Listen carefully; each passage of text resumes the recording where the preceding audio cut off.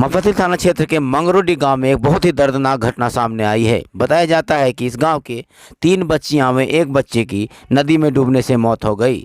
बताया जाता है कि गांव की एक ही परिवार के कुछ महिलाएं छठ पर्व को देखते हुए नदी स्नान करने गई थी, जिसके पीछे 5 बच्चे चले गए। महिलाएं तो लौट आई लेकिन बच्चे नहीं लौटे। बच्चों के में शामिल एक बच्चा किसी तरह घर आकर इसकी सूचना गांव वालों को दिया कि वहां नदी में 4 बच्चे डूब गए हैं, जिसमें 3 बच्चियां और एक बच्चे शामिल है। बच्चे की सूचना पर गांव वाले नदी पहुंचे और 3 बच्चियों और एक बच्चे की लाश को बाहर निकाला। बताया जाता है कि महिलाओं को इस बात का आभास ही नहीं था उनके साथ कुछ बच्चे नदी में गए हैं। बहरहाल इस बड़ी घटना के बाद क्षेत्र में गम का माहौल कायम है।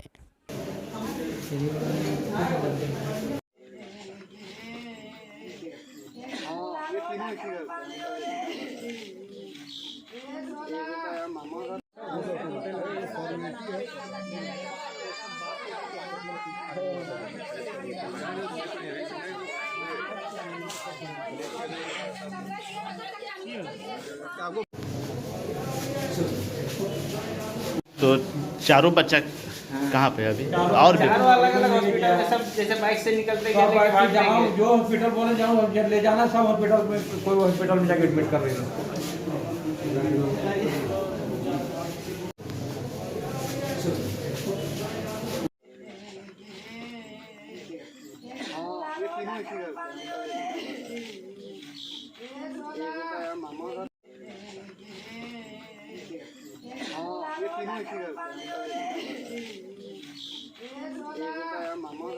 अल्लामा इकबाल की यौम पैदाइश यानी यौम आलिम उर्दू के मौके पर गिरिडीह में भी एक सेमिनार का आयोजन मोमिन सोसाइटी 84 करहरबारी पंचायत के द्वारा किया गया। मौके पर लोगों ने अल्लामा इकबाल और उर्दू के बनिस्बत कई बातें कही। सेमिनार में मौजूद लोगों ने राज्य सरकार पर आरोप लगाया कि राज्य सरकार भी पूर्व की सरकारों की तरह उर्दू के साथ सौतेला सलूक कर रही है। कहा उर्दू स्कूलों में उर्दू के टीचर नहीं है, उर्दू किताबें नहीं दी जा रही है, साथ ही साथ कई उर्दू स्कूलों को बंद कर दिया जा रहा है। लोगों ने कहा कि जल्द ही एक बड़े पैमाने पर मीटिंग कर इस हुकूमत के खिलाफ भी तहरीक का ऐलान किया जाएगा। कहा उर्दू को अगर इंसाफ नहीं मिला तो इस हुकूमत का भी मुखालफत किया जाएगा। मीटिंग में यूसुफ अंसारी, चांद रशीद अंसारी, मास्टर अख्तर अंसारी, नूर अहमद समेत कई लोग मौजूद थे। हमारी बच्चियों को पचम्बा या भंडारी के लिए जाने में मैं आप लोगों से और लेकिन चूंकि वहाँ पे उस विभाग में उर्दू का आदमी ही नहीं रहता, हम लोग को मजबूरन हिंदी करवाना पड़ता है, क्योंकि वहाँ कोई समझने बुझने वाला है ही नहीं उर्दू। अगर उर्दू एक भी वहाँ यूनिट रहता तो हमारे फॉर्म हो या फिर हमारा एप्लीकेशन वो पढ़ने वाले होते।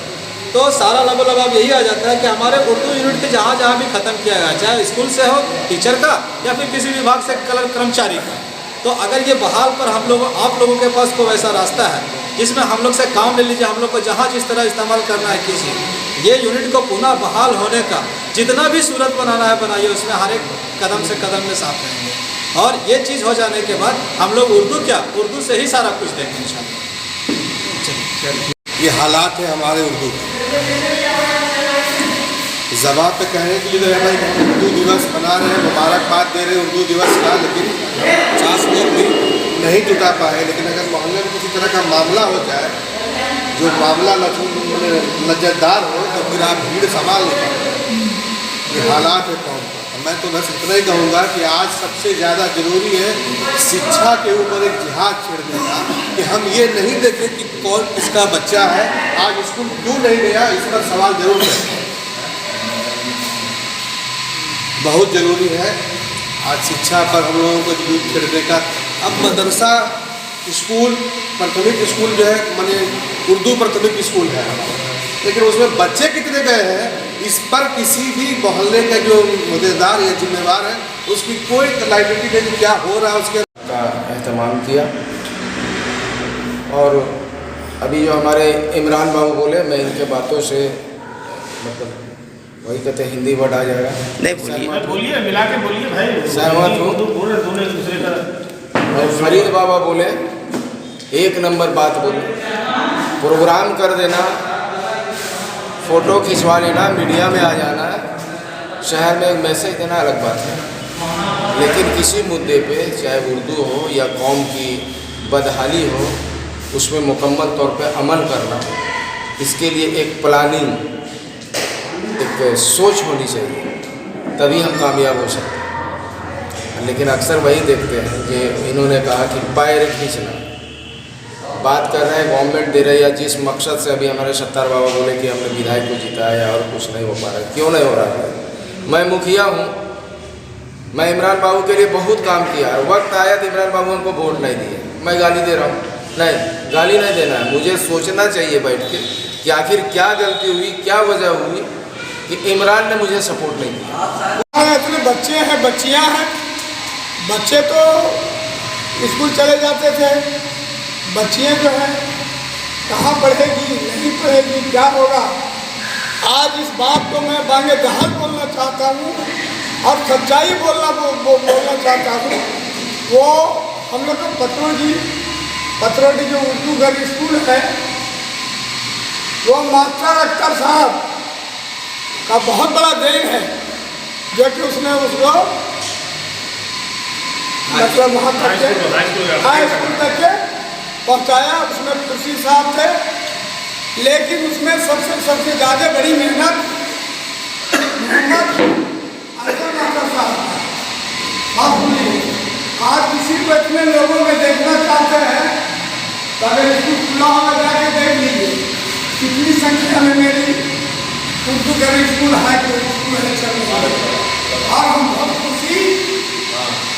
खुशी हम मनाते हैं कि ऐसे लोग उस मकसद को आज देखने के लिए नहीं मिल रहा है। इसके कारण झारखंड सरकार नहीं है, स्वयं हम मुस्लिम समुदाय के लोग हैं। क्योंकि हम लोग इनकलाब की कोई बात नहीं करते हैं, कोई लिखने पढ़ने की बात नहीं करते हैं, हमारी ज़रूरियातें ज़िंदगी में क्या क्या कमी दे रही है सरकार, उस पर किसी भी तरह से हम आवाज़ नहीं उठाते हैं, जिसके वजह से आज उर्दू हमारा कमज़ोर होते जा रहा है। और मैं अपने व्यक्तिगत विचार से यही कहना चाहते हैं कि झारखंड में जो है उर्दू की जो ज़बान है, जिस तरह से पूर्व में हम लोगों को स्कूल में था, आज भी उसी तरह से होना चाहिए। नहीं तो आने वाला कल झारखंड मुक्ति मोर्चा के सरकार जो हेमंत सरकार है, इस सरकार के भी कुर्सी कमज़ोर हो जाएगा अगर मुस्लिम मिनोरिटी के लोग को अगर कमजोरी हुई तो। इसलिए इसके लिए हम मांग करते हैं मोमिन सोसाइटी करहरबारी के बैनर तले कि पूरे झारखंड में उर्दू लागू किया जाए और उर्दू के लिए जो है हम लोगों को जो भाषा है उस भाषा को ताकि तरक्की कर सके और हमारे बाल बच्चे भी उसको कामयाबी कर सकें। तो उसमें उर्दू किताब पढ़ाई जाए ताकि बच्चों को आसानी हो। और तीसरी बात यह है कि कोई भी एग्ज़ाम अगर कंडक्ट सरकार करती है तो उसमें ये देखा जाता है कि उर्दू सब्जेक्ट का नहीं हो पाता, बाकी सारे सब्जेक्ट तो हो जाते हैं, उर्दू का नहीं हो पाता है, तो उसमें उर्दू शामिल किया जाए। पिछले बार एक एग्ज़ाम हुआ था तो डीसी साहब के पास हम ये बात रखते थे कि सर सारा सब्जेक्ट का एग्ज़ाम लिया जा रहा है तो उर्दू का भी एग्ज़ाम लिया जाए। उर्दू का भी इसमें पढ़ाई में थोड़ा सा लगे कि हाँ भाई उर्दू लोग पढ़ रहा है तो एग्ज़ाम भी दे रहा है। जब एग्ज़ाम ही नहीं होगा तो बच्चे पढ़ेंगे नहीं। तो जब उर्दू हमारी सेकेंड लैंग्वेज है, झारखंड ने भी इसकी मान्यता दी है, तो फिर उर्दू को साथ साथ लेके चलना चाहिए हम लोग को। चूँकि हमारे बच्चे जो हैं वो पहले मदरसा में उर्दू पढ़ते हैं, अब मदरसा की पढ़ाई ख़त्म करके जब स्कूल में हम लोग उसको दाखिला देते हैं, एडमिशन कराते हैं, तो अचानक सारा सब्जेक्ट हिंदी की मिल जाती है। वैसे में हमारे बच्चों को समझ में नहीं आती है तो वो लोग स्कूल छोड़ देते हैं, स्कूल से ड्रॉप आउट हो जाते हैं।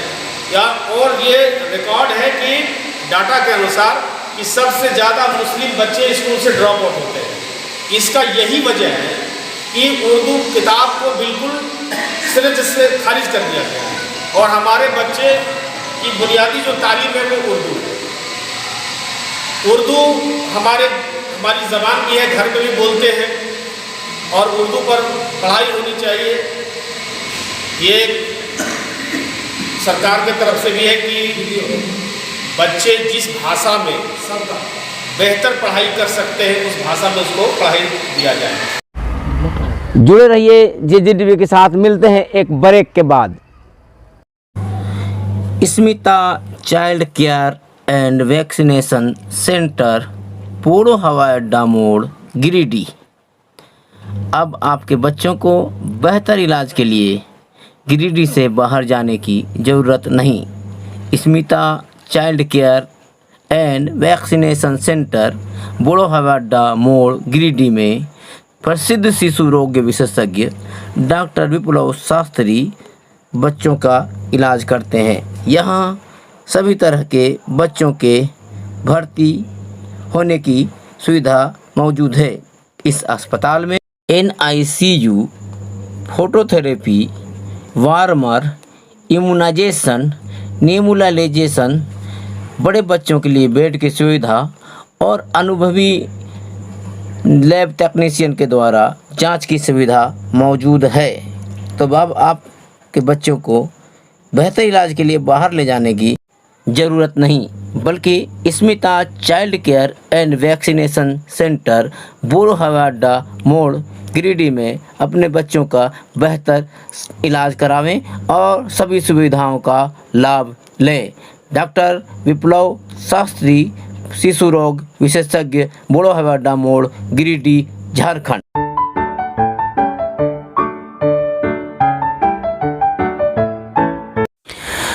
DVC द्वारा किए जा रहे लोड शेडिंग के खिलाफ झारखंड मुक्ति मोर्चा गिरिडीह द्वारा DVC कार्यालय का घेराव किया।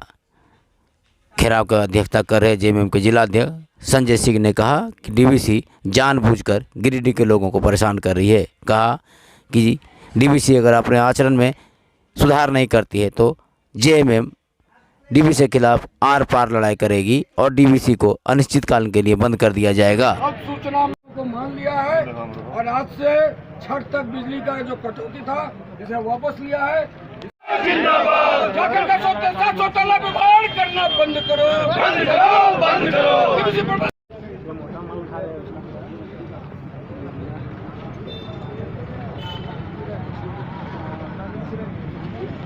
करना बंद करो, बंद करो, बंद करो। द्वारों पर लोड शेडिंग नहीं चलेगी, नहीं चलेगी, नहीं चलेगी।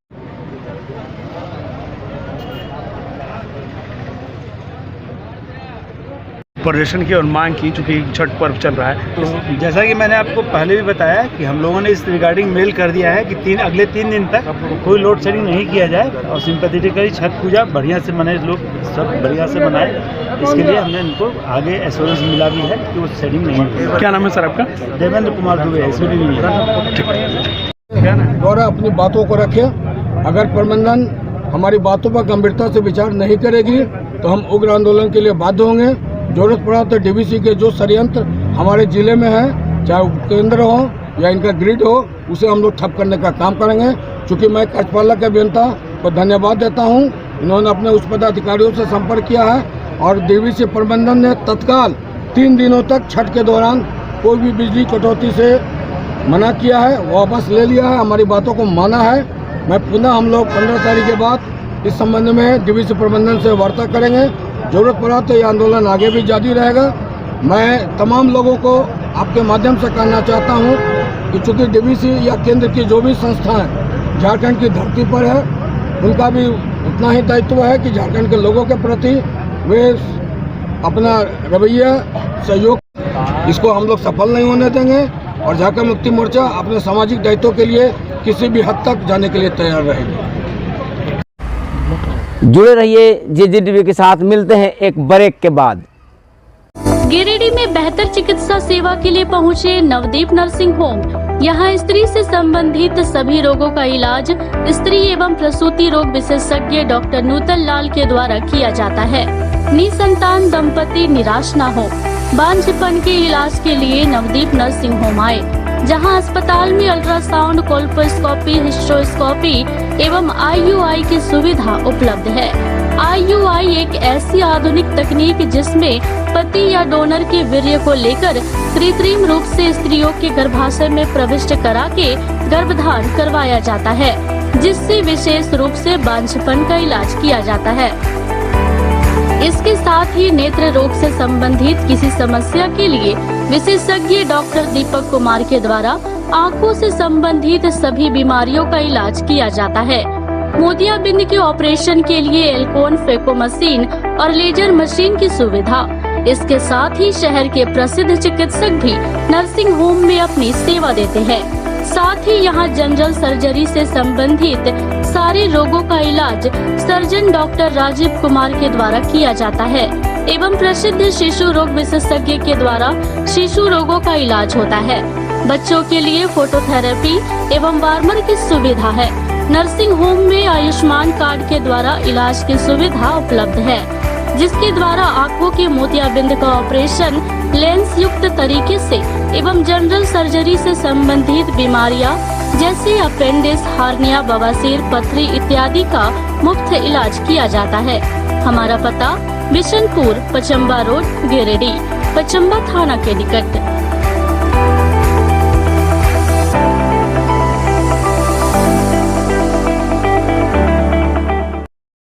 रेलवे के SI धीरेन्द्र कुमार ने रेलवे से सटे साइडिंग एरिया के दर्जनों गांव में बेरोजगार सर्वे किया। मौके पर बताया गया कि रेलवे की सोच है रेलवे साइडिंग से सटे कुछ लोगों को रोजगार दे। इसी कड़ी में बेरोजगार लोगों का सर्वे किया गया। कहा इस रिपोर्ट को रेलवे कुछ अधिकारियों को भेज दिया जाएगा। मौके पर माले नेता राजेश सिन्हा, मुखिया शंकर दास, वार्ड पार्षद शहबाज अहमद, उप मुखिया दानिश कमाल समेत कई लोग मौजूद थे। महिलाएं या पुरुष उसका सर्वे करके आगे हायर अथॉरिटी को खबर किया जाए, सूचित किया जाए। इसी सिलसिले में मैं वार्ड पार्षद 34 मोहम्मद शहबाज अहमद, मुझे बुलाया गया और मुझसे सहयोग की अपेक्षा इन लोगों ने की। मैंने भी पूरा सहयोग देने का वादा किया। हमें रेलवे के यहाँ अधिकारी आए हैं और रेलवे के जो उच्च अधिकारी हैं उनके साथ जो बैठक हुई, मीटिंग हुई, उनमें ये पता चला कि आसपास जहाँ पे कोयला उगता है, जहाँ पे कोयला उठाया जाता है रेलवे का, उस जगह पे जो आसपास गांव है वहाँ पे जो बेरोज़गार हैं, चाहे वो महिला हो चाहे पुरुष हो, जो बेरोज़गारों की संख्या है उसका एक सर्वे किया जा रहा है रेलवे की तरफ से। और इसके आधार पर ये उच्च अधिकारियों को भेजेंगे, ऊपर भेजेंगे और आसपास जो बेरोज़गारी है उसको ख़त्म करने के लिए रेलवे की एक सोच हो सकती है। अभी वही चीज़ बात हो रही है। और आसपास जो एरिया में कोयला अगर चोरी होता है तो निश्चित है कि बेरोज़गारी है। सरकार के पास अगर रोज़गार रहती तो निश्चित तौर पर हम कह सकते हैं कि आसपास इलाका और बेहतर होता। उसी को सुधारने के लिए रेलवे ने पहल की। हम उनको धन्यवाद देते हैं, करियर कैंपस के ट्रस्ट की तरफ से धन्यवाद देते हैं और यहाँ के लोगों की तरफ से धन्यवाद। रिकॉर्ड रूम में खतियान एवं रजिस्टर ट्रू देने में हो रही मनमानी और मांगे जा रहे रिश्वत के खिलाफ किसान मंच का आंदोलन लगातार जारी है। इसी कड़ी में किसान मंच के सैकड़ों कार्यकर्ताओं ने जमुआ विधायक के बोड़ो स्थित आवास पर एक दिवसीय धरना दिया। धरना दे रहे लोगों ने कहा कि रिकॉर्ड रूम में लगातार मनमानी हो रही है और खतियान और रजिस्टर टू देने में आनाकानी की जाती है, साथ ही साथ रिश्वत की मांग की जाती है। जिला के वरीय पदाधिकारियों को से मांग करने के बाद कोई कार्रवाई नहीं हुई। अब हम लोग जनप्रतिनिधियों के आवास पर धरना दे रहे हैं ताकि किसानों को इंसाफ मिल सके।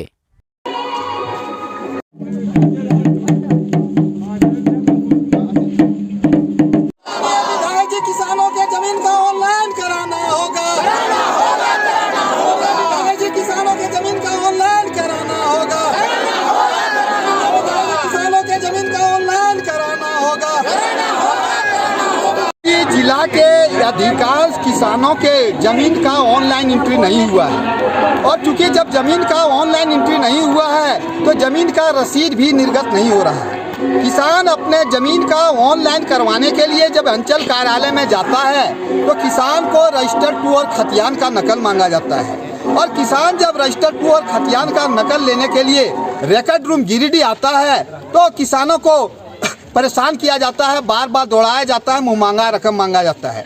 अभी तक गिरिडीह जिला के किसानों ने किसान मंच के द्वारा 300 से अधिक आवेदन दिया है।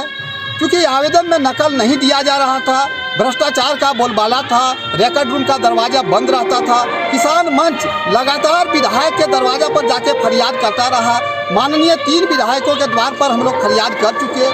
अंतिम बार हम लोग डॉक्टर सरफराज अहमद के दरवाजा पर निवेदन लेके गए थे, तब जाके कल 3 लोगों का नकल दिया गया है और चूँकि 300 से अधिक लोगों का है, इसलिए आज हम लोग माननीय विधायक जमुआ श्री केदार हाजरा के दरबार पर आए हैं और इनसे ये निवेदन करने हम लोग आए थे कि आप जो है रिकॉर्ड रूम में डीसी से बात करिए, मुख्यमंत्री माननीय मुख्यमंत्री जी से बात करिए और जो किसान है उनको ज़मीन का रजिस्टर टू का नकल दिलवाइए, ज़मीन का ऑनलाइन करवाने के लिए, ताकि किसान जा सके। इसी मांग को लेके आए थे और जैसा कि आप देख रहे हैं, शायद विधायक जी नहीं है लेकिन अपने परिवार के लोगों को उन्होंने कह रखा था और ज्ञापन दिया। हम लोगों को विश्वास है कि ये विधानसभा में आवाज़ उठाएंगे। विधायक के दौर का ये चौथा कार्यक्रम है। पहला सुदीप कुमार सोनू जी, दूसरा बाबूलाल मरांडी जी, तीसरा डॉक्टर सरफराज अहमद और चौथा माननीय विधायक श्री केदार हाजरा जी के अपना ज्ञापन दिए हैं। देखते हैं क्या होता है। इसके आगे हम लोग और 2 विधायक बचे हैं, उनके पास भी जाएंगे। इसके बाद मुख्यमंत्री के पास जाएंगे। अल्टीमेटली लास्ट में हम लोग न्यायालय का दरवाज़ा खटखटाएंगे अगर नहीं सुना गया तब। तो जुड़े रहिए JGTV के साथ। आज की खबरें आपको कैसी लगी हमें बताएं, कमेंट बॉक्स में जाएं और हमें बताएं। हम लोग लगातार कुछ ना कुछ बेहतर करेंगे और आपकी खबरें, जनता की खबरें जिला प्रशासन तक पहुंचाएंगे और राज्य सरकार तक पहुंचाएंगे। तो उम्मीद है आप लोग का सहयोग JGTV को मिलेगा। अगर आप तक सब्सक्राइब नहीं किए हैं तो सब्सक्राइब कर लें, आइकन घंटी दबाएं, शेयर करें, लाइक करें। तो फिर मिलते हैं कल नए खबरों के साथ। JGTV आपके साथ।